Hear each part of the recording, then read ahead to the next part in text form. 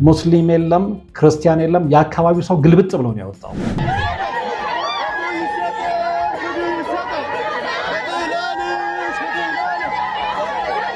እና እናቶች እጃቸውን ከፍ አድርገው ወላጅ ፍረደን ሲሉ ነበረ ሲናገሩ የነበሩት።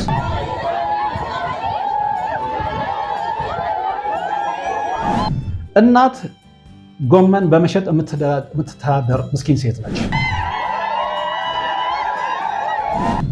ባል የሚሰራውን ስራ ነግሬያችኋለሁ። 50 ሺህ ብር ለዚህ ቤተሰብ ትልቅ ገንዘብ ነው። ኬት ነው የሚመጣው? ሌላው ይቅር የልጄን ድምፅ ብቻ አሰማኝ እያለችው ነው እንግዲህ ጨክኖ። ምክንያቱም የህፃኑ ደም ይፋረዳል። ምንም የማያውቅ ህፃን ልጅ ዶሮ ጓግቶ።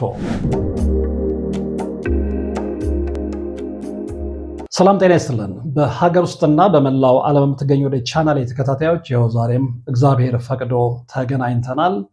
እንግዲህ ብዙዎቻችሁ እንደምታስታውሱት በትላንትናው ዕለት ከለቀኳቸው መረጃዎች መካከል አንደኛው ቦሌ አራብሳ አካባቢ የተገደለውን ህፃን የተመለከተ ነው። በጣም አሳዛኝ ነው። የብዙዎችን ልብ የሰበረ ነው። ስለዚህ ጉዳዩ ምንድን ነው ከስር መሰረቱ እስኪ እንረዳ ብለን ቦታው ድረስ ሄደን ነበረ። በነጋታው ማለት ነው። ዕለተ ዓርብ ጠዋት ከጠዋቱ 3:30 አካባቢ በስፍራው ተገኝቼ ነበረ እና እንግዲህ ህፃኑ ቤተሰቦች ለቅሶ ተቀምጠውበታል ወደ ተባለው ስፍራ በጥቆማ ሄጄ ነበር እና ቦሌ አራብሳ ወረዳ 4 ልማት በጋራ የመኖሪያ ግቢ ውስጥ ነው እንግዲህ ሀዘን የተቀመጡት። መኖሪያ ቤታቸውም እዛው ነው የሚገኘው እና ሀዘን የተቀመጡት አንደኛው ፎቅ ላይ ኮሚኒያል ውስጥ ነው።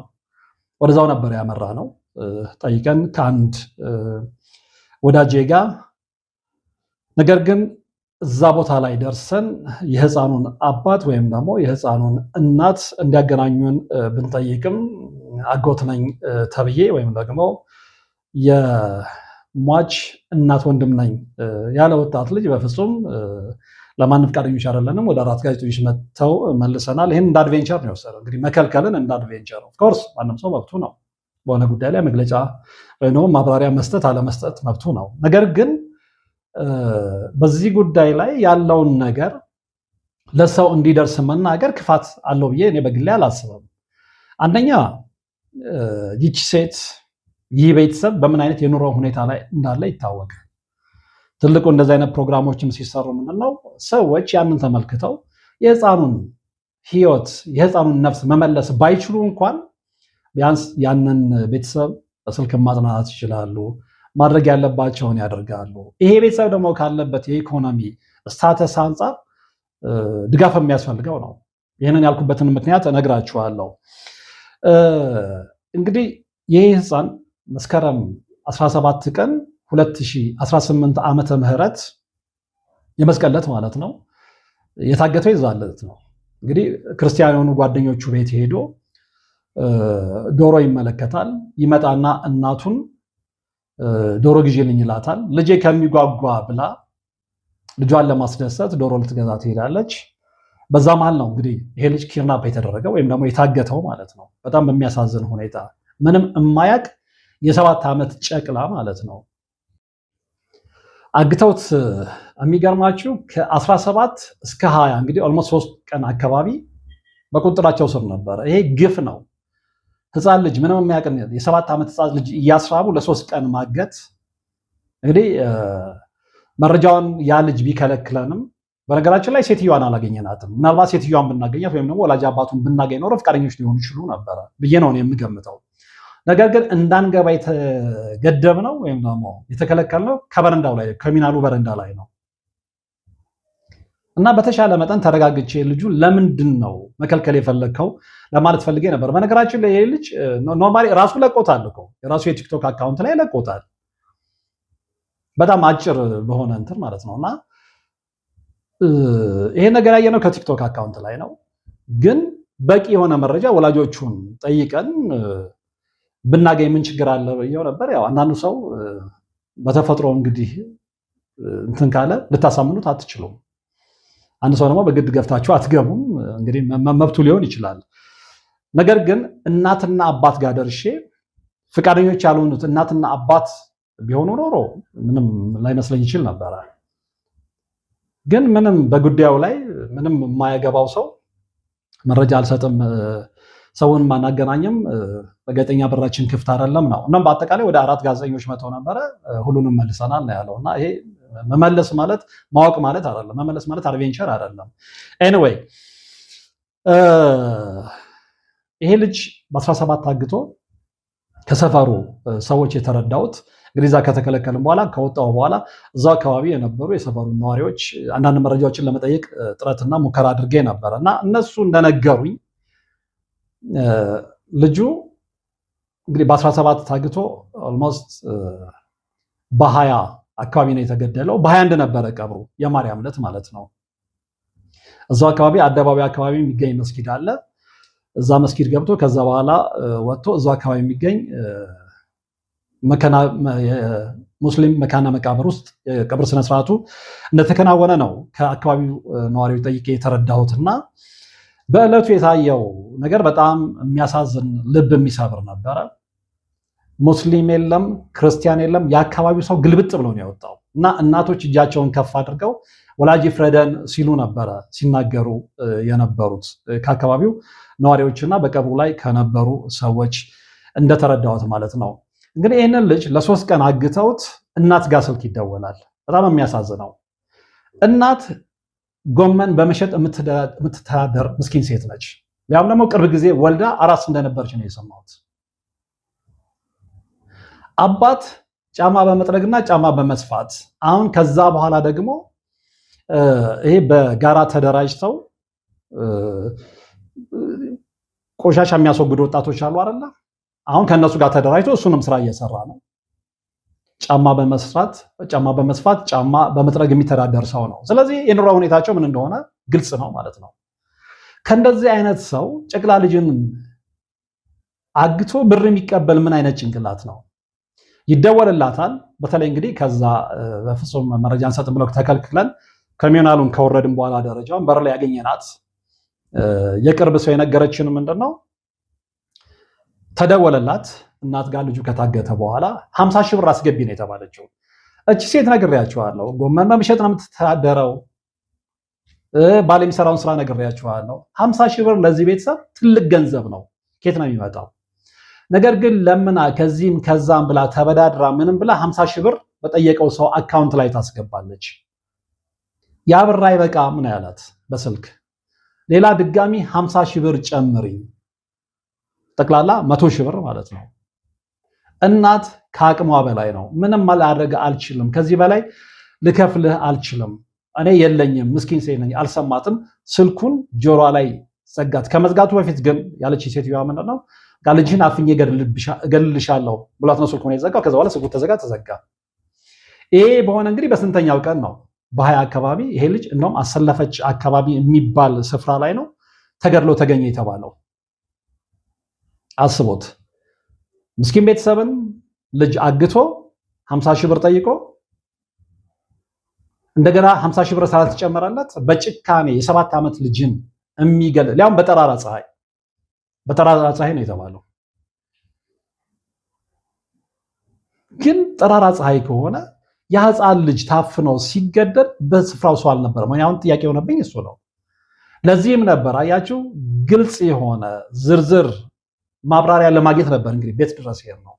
ያው በነገርኳችሁ ምክንያት ግን ፍቃደኞች አልሆኑም። ሌላው በጣም የሚያሳዝነው አደጋውን መቋቋም አቅቶት አባትየው ፌንት ሰርቶ ሆስፒታል ነበረ። አሁን ግን እግዚአብሔር ይመስገን ወጥቷል ነው የተባልኩት። እና አባትየውንም ለማግኘት ጥረት አድርጌ ነበር በጓደኞቹም በኩል እስኪ እንደውልልሃለን ብለው ኦልሞስት እንግዲህ ለሰዓታት ካስቀመጡኝ በኋላ ለመደወልም ፍቃደኞች አይደሉም። እርግጠኛ ነኝ ቤተሰቡ አይደለም። እንግዲህ ያ ወጣት ልጅ አሁን አንዳንድ ጊዜ ቤተሰብ ላይ በቃ ከኛ በላይ አዋቂ የለም የቤተሰቡ ጋርድኛ ነን ምናምን የሚሉ ሰዎች ናቸው እንደዚህ አይነት የሚከራከሉት። እንግዲህ በተለይ ጓደኛውም እንግዲህ ጫማ በመጥረግ የሚተዳደር ሰው ነው። እሱንም በስልክ አግኝቼ ስልኩን አፈላልጌ ደውዬለት ነበረ እና እስኪ እንግዲህ ለአባትየው ነግሬው አባትየው ያገኛችኋል ጠብቁ ነበር የተባልነው። ነገር ግን እስከ 7 ሰዓት ብጠብቅም ጠዋት 3 ሰዓት ከ30 የተቀመጥኩኝ ስልክ ሊደወል አልቻለም። ኤኒዌይ ያው ተከልክሎ ሊሆን ይችላል ብዬ ነው የማስበው። ዞሮ ዞሮ ግን መረጃውን ተከለከልንም አልተከለከልንም ያለው አጠቃላይ ሁኔታ በጣም የሚያስጠላ ነው። ምስኪን ቤተሰብን ምንም የማያውቅ ህፃን ልጅን አንዳንድ ጊዜ እንደዚህ የሚያግቱ ሰዎችን አይለዩም ወይ? ዝም ብሎ ያገኙትን ነው ወይ መንገድ ላይ አፈፍ አድርገው የሚሄዱት? የዚህ ልጅ እናትና አባት በምን እንደሚተዳደሩ እነዛ ሰዎች መረጃ የላቸውም ወይ? ገንዘብ ያላቸው ሰዎች ልጆች ይታፈኑ እያልኩ አይደለም፣ ግን ቢያንስ ደግሞ እንደዚህ አይነት ሰዎች ልጆቻቸው ሲያዙ የመክፈል አቅም እንደሌላቸው እየታወቀ እንዲህ አይነት ጭካኔ ሊያውም ደግሞ አዲስ አበባ ላይ ከአዲስ አበባ ስንት ኪሎ ሜትር ነው? ፖሊ አራብሳ ወረዳ 4 የልማት በጋራ መኖሪያ ግቢን የምታውቁታላቸው። አባትየው በዛ የተነሳ የተወሰነ ጊዜ ሆስፒታል እንደነበረ ታሞ ከባድ ነው። አራስ የነበረችም እናት በዛ አይነት ሁኔታ ልጇን ስታጣ ሊያውም ደግሞ ስልክ ተደውሎ ድምፅ እየሰማች እንደውም ሴትዮዋ ምንድን ያለችኝ መረጃውን የሰጠችኝ ሴት 50 ሺህ ብር ተበዳድራ ካስገባችለት በኋላ 50 ሺህ ብር ድጋሚ ስትጠየቅ ሌላው ይቅር የልጄን ድምፅ ብቻ አሰማኝ እያለችው ነው። እንግዲህ ጨክኖ የልጇንም ድምፅ ሳያሰማት በዚህ አይነት በሰማችሁት አይነት ሁኔታ በሰጣችሁ ሁኔታ ያንን ብላቴና የገደሉት አልተረጋገጠም እንጂ እንግዲህ በቁጥጥር ስር የዋሉ ሰዎች አሉ የሚል ነገር ሰምቻለሁ። ያ እርግጠኛ አይደለም። እንግዲህ ያንን ቤተሰብ ነው የሚያውቀው። ከቤተሰብ ብንረዳው ኖሮ ጥሩ ነበር። ግን በነገርኳችሁ ሁኔታ ያው ለመረጃ ዝግ ስለነበረ ያንን ማረጋገጥ አልቻለም። በእርግጥም እንግዲህ የተያዙ ሰዎች በጥርጣሬ ካሉ እሰየው። ምክንያቱም የህፃኑ ደም ይፋረዳል። ምንም የማያውቅ ህፃን ልጅ ዶሮ ጓግቶ እናቱን አስገዝቶ የጓጓለትን ዶሮ በጣም ያሳዝናል። በተለይ ይሄ ለወላጆች ብቻ ሳይሆን ወላጆች ላልሆኑም እህት ወንድም ላላቸውም ለየትኛውም የሰው ዘር ልብ የሚሰብር ነው እና ይሄ እንግዲህ ጭካኔያችን ምን ያህል ስር እንደሰደደ የሚያሳይ ነው። ያው ቀብሩ እንደነገርኳቸው የማርያም ዕለት ነው በ21 የተከናወነው። ገብርኤል ጀርባ የሚገኘው ሙስሊም መካነ መቃብር እንደተካሄደ ነው የተነገረኝ። በጣም በሚያሳዝን ሁኔታ ከ3 ቀን እስከ 4 ቀን ሲታገት አንዳንድ ጎረቤቶቹ እምነት ይሄ ልጅ እህልም የተሰጠው አልነበረም። ይሄ ግምታቸው ነው እንግዲህ በምን አረጋገጡ ይሄንን እርግጠኛ ሆኖ መናገር ሊከብድ ይችላል። ነገር ግን እንግዲህ እህል ይከልከልም አይከልከልም ከ17 ጀምሮ እስከተገደለበት እስከ 20 ድረስ ኦልሞስት 3 ቀን አካባቢ ማለት ነው ሲቆይ ይሄ ልጅ የነበረበትን ፍርሃት ገምታችሁታል? ይሄ ልጅ ባዳኞቹ እጅ ነው ያለው፣ ባገቱት ሰዎች እጅ ነው ያለው። ምን አይነት ጊዜ ነው ያሳለፈው?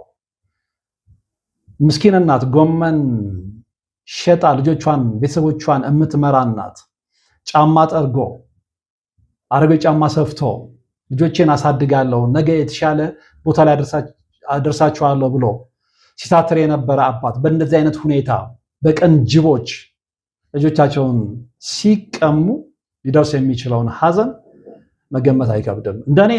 እንደኔ ፍላጎትና እንደኔ እቅድ ይሄንን ቤተሰብ ጠይቄ ያነሳሳየም እሱ ነው። እዛ አካባቢ የሚኖሩ ወዳጆች ስለነበሩኝ አጠቃላይ ሁኔታውን ስጠይቃቸው የቤተሰቦቹ ድሆች ናቸው፣ 50 ሺህ ብር ተጠይቀው እንደዚህ ተብለው ከዛ 100 ሺህ ብር ሲባሉ አሁን በነገርኳቸው አይነት ሁኔታ ሲሉኝ ቢያንስ የኔ ተመልካቾች ብዙ ጊዜ በእንደዚህ አይነት ሁኔታ ላይ ፈጥኖ ደራሾች ስለሆኑ ሀገር ውስጥም ያሉ ባህር ማዶም ያሉ ሰዎች ለዚህ ቤተሰብ ይደርሳሉ የሚል ሀሳብ ስለነበረ ነው እዛ ቦታ ላይ የሄድኩት አጠቃላይ ሁኔታውን ለመረዳት። ይሄን ቤተሰብም ደግሞ ቢያንስ የህፃን ልጁን ህይወት ማትረፍ ባይችል ግን ያጣውን ነገር ነው በትንሹም ቢሆን ቢያገኝ እንደገና ደግሞ መቋቋሚያ ቢሆነው የሆነ ነገር ቢሰበሰብለት የሚልም ሀሳብ ነበረኝ፣ ግን አልተሳካም። ምክንያቱም እዛ ጋር በቃ ፈቃደኞች ባልነበሩ ግለሰቦች ማለት ነውና እንደዛም ሆኖ ግን የዚህም ቤተሰብ አድራሻ ያገኛችሁ የኔ ፕሮግራም ተከታታዮች እርግጠኛ ነኝ ይሄንን ምስኪን ቤተሰብ ልጁን ያጣ ቤተሰብ በእንደዚህ አይነት ኑሮ የሚኖርን ቤተሰብ አትደግፉም ብዬ አላስብም። ምክንያቱም የኔ ፕሮግራም ተከታታዮች ምን አይነት ሰዎች እንደሆኑ ስለማቅ ማለት ነው። ፈጥኖ ደራሾች፣ ደጎች፣ ሩሮች ከዚህ በፊትም እንደዚህ አይነት ታሪኮችን እየሰሩ የተቸገሩ ሰዎችን እንኳን እንዲረዱኝ ሲጠይቃቸው ውለው አያድሩም። ያ ነበር እቅዴ። ኤኒዌይ እኔ መረጃውን ተከለከልኩም አልተከለከልኩም፣ ይሄ ቤተሰብ ግን መጽናናት አለበት። ይሄ ቤተሰብ ሊደገፍ በተቻለ መጠን ሊደገፍ ይገባል።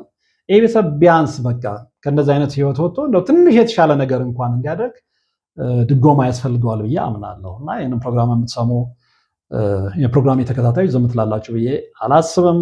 አሁንም ይህንን ፕሮግራም የማየት እድሉ ካላቸው መረጃውን አይስጡኝ፣ ችግር የለውም። መረጃውን አይስጡኝ። ኦልሞስት ከዚህ ውጭም የተለየ ነገር ሊነግሩኝ አይችሉም። ነገር ግን ፈቃደኞች ከሆኑ የሚረዱ ሰዎች ከተገኙ ይህም ቤተሰብ የሚደግፍ ሰው የሚያጽናና ሰው ከተገኘ አካውንታቸውን እንኳን ቢልኩ ቢያንስ ሰው የተሻለ ስራ መስራት ይችላል። ሴትዮዋም ነው የተሻለ ነገር መስራት ትችላለች ብዬ እገምታለሁ። ይሄንን ያልኩት ምንድነው ያለ ምክንያት አይደለም። አንዲት ልጅ ምናልባት የምታስታውሱ ከሆነ ህይወቷን ከነገረችኝ በኋላ የሆነ ሰው ተዋውቃ ጠንቋይ ቤት ይዛት ነው እኔ በቃ የእግዚአብሔር ሰው ነኝ እንደዚህ አይነት ህይወት አልፈልግም ብላ ከዛ ልጅ ጋር ተለያይታ አግኝታ ያጣች ልጅ ውጭ ሀገር ለመሄድ በፈለገችበት ሰዓት ላይ እሷ አክቹዋሊ ስፒሪቹዋል አታክም አለ ያን ነገር መቋቋም አቅቷት ውጭ መሄጃ ገንዘብ ማግኘት አቅቷት እጅና እግሯ ታስሮ በተቀመጠችበት ሰዓት ላይ አንድ ወንድም ወድቃ ፈራው። ታሪኩን ሰምቼዋለሁ። በፍጹም ህልሟ ይሄ ከሆነ በትራንስፖርት እጦት ወይም ደግሞ ውጭ ሀገር ለመሄድ ፍላጎቱ እያላት በገንዘብ እጦት እንድትቀር ስለማልፈልግ እኔ አንተ ፕሮግራም ተከታታይ ነኝ፣ በቃ እኔ ያችን ልጅ እረዳታለሁ ብሎ ለልጅቷ ተልኮላታል 40 ሺህ ብር። ይህንን 40 ሺህ ብር የላክ ሰው እንግዲህ ፍቃድን ሳልጠይቅ ስምን መጥቀስ ስለማልፈልግ ግን ባለህበት ስለምታውቅ ይህንን ፕሮግራም ስለምትከታተል እግዚአብሔር ይስጥልኝ ማለት እፈልጋለሁ። መረዳዳት ማለት ይሄ ነው። መደጋገፍ ማለት ይሄ ነው። ለሰው የሚያዝን ሰው ሁሌም ቤቱ በረከት ይገባል። ይህንን እርግጠኛ ሆኜ ነው የምነግራችሁ። ለዚህም ነው የኔ የፕሮግራም ተከታታዮች አያሳፍሩኝም የምላችሁ። ከዛ በፊትም ብዙ የተደረጉ ነገሮች አሉ። የቅርቡ ልንገራችሁ ብዬ ነው እና እዚህም ቤተሰብ ጋር አካሄዳችን ከጓደኛዬ ጋር ያነበረ ያለውን መረጃ ምን ይመስላል ሰው ለማወቅ ይፈልጋል። ሰው በቲክቶክ የተቆረጠ ቲክቶክ ሰምቷል። ከማጋ ነው የምንኖረው ምናምን እንደዚህ ልጁ ተገደለ ምናምን በቃ ከዛ በኋላ ለምንድን ነው የተገደለው? እነማን ናቸው የገደሉት? በምን ምክንያት የሚለው አሁን የተነገረኝ እንግዲህ ጎረቤቶች ጋር ሄጄ ማለት ነው በነገርኳቸው እገታ ነው፣ ሌላ ምንም አይደለም፣ ገንዘብ ፍለጋ ነው። ይሄንን ሰው ቢያውቀው ምንድን ነው ችግሩ ነው? እንዲህ አይነት መረጃ መከልከሉ ለምን አስፈለገ? ኤኒዌይ ለሞተው ነፍስ ይማር ማለት እፈልጋለሁ። እንዲሁም ደግሞ የልጁ ወላጆች እግዚአብሔር ያዝናናቸው ዘንድ ጠንካራ ልቦና ይስጣቸውም ማለት እፈልጋለሁ። እንግዲህ ለዛሬ ወደ እናንተ ማድረስ የፈለኩት ባጭሩ ቢሆን መረጃ ይሄ ነው። ምናልባት እንግዲህ ቤተሰቡ ሀሳቡን ቀይሮ ሰፋ ያለ መረጃ የመስጠት ፍላጎት ካለው እሞክራለሁ ወደ እናንተ ለማቅረብ። እስከዛው ግን የነበረው መረጃ ይሄ ነው ልላችሁ ፈልጌ ነው። አብራችሁኝ ስለነበራችሁ ወደፊትም አብራችሁኝ ስለምትሆኑ በልዑል እግዚአብሔር ስም አመሰግናለሁ። እንደነገርኳችሁ ቻናላችን 100 ሺህ ሊገባ ኦልሞስት 400 ሰው ነው የቀረው፣ እንደውም ከዛም ያነሰ። ስለዚህ ይህን ያህል ሰው ብዙ ስላልሆነ ሰብስክራይብ አድርጉና 100 ሺህ እንግባ የሚለውንም ማስታወስ እፈልጋለሁ። እንግዲህ በቀጣይ ፕሮግራም እንገናኛለን። እስከዛው ግን በያላችሁበት ሰላም፣ ጤና፣ ፍቅር የግል ሀብቶቻችሁ እንዲሆኑ ከመመኘት ባሻገር ከድንገተኛ ሐዘን፣ ከድንገተኛ አደጋ እግዚአብሔር ይጠብቃችሁ ማለት እፈልጋለሁ። በድጋሚ ሰላም።